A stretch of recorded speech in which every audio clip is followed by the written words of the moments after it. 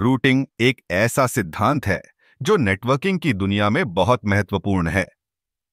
जब हम डेटा को एक स्थान से दूसरे स्थान पर भेजते हैं, तो रूटिंग यह तय करती है कि वह डेटा किस रास्ते से जाएगा। यह प्रक्रिया बहुत ही जटिल है, लेकिन इसे समझना आसान है। सबसे पहले, रूटिंग का मूल सिद्धांत यह है कि नेटवर्क में विभिन्न नोड्स होते हैं, जैसे कि कंप्यूटर, सर्वर और राउटर।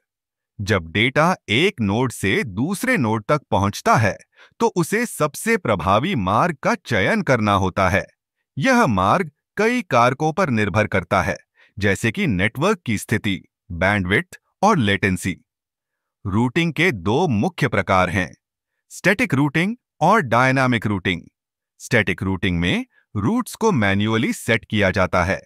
यह सरल है, लेकिन अगर नेटवर्क में कोई बदलाव होता है, तो इसे फिर से सेट करना पड़ता है। दूसरी ओर, डायनामिक रूटिंग में राउटर अपने आप रूट्स को अपडेट करते हैं।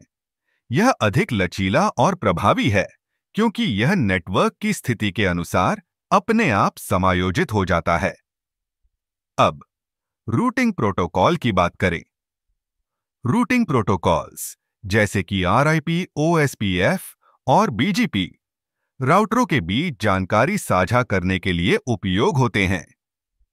RIP या राउटिंग इंफॉर्मेशन प्रोटोकॉल एक सरल प्रोटोकॉल है जो छोटे नेटवर्क के लिए उपयुक्त है। वहीं OSPF या ओपन शॉर्टेस्ट पास फर्स्ट बड़े और जटिल नेटवर्क के लिए बेहतर है।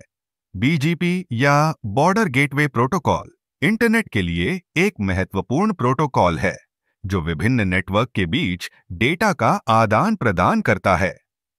रूटिंग में एक और महत्वपूर्ण पहलू है रूटिंग टेबल। यह टेबल राउटर को यह बताती है कि डेटा को किस दिशा में भेजना है। जब भी डेटा एक राउटर पर पहुंचता है, वह अपनी रूटिंग टेबल को देखता है और सबसे उपयुक्त मार्ग का चयन करता है।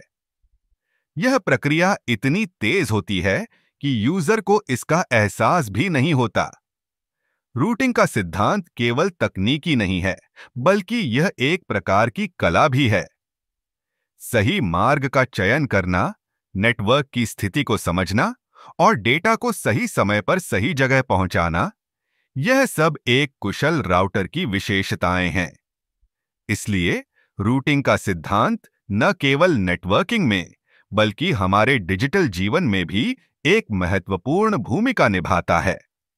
यह हमें एक स्थान से दूसरे स्थान पर डेटा भेजने में मदद करता है, जिससे हम एक दूसरे से जुड़े रहते हैं। रूटिंग की यह जटिलता और सुंदरता हमें यह समझने में मदद करती है कि कैसे हम अपने डिजिटल संसाधनों का अधिकतम लाभ उठा सकते हैं।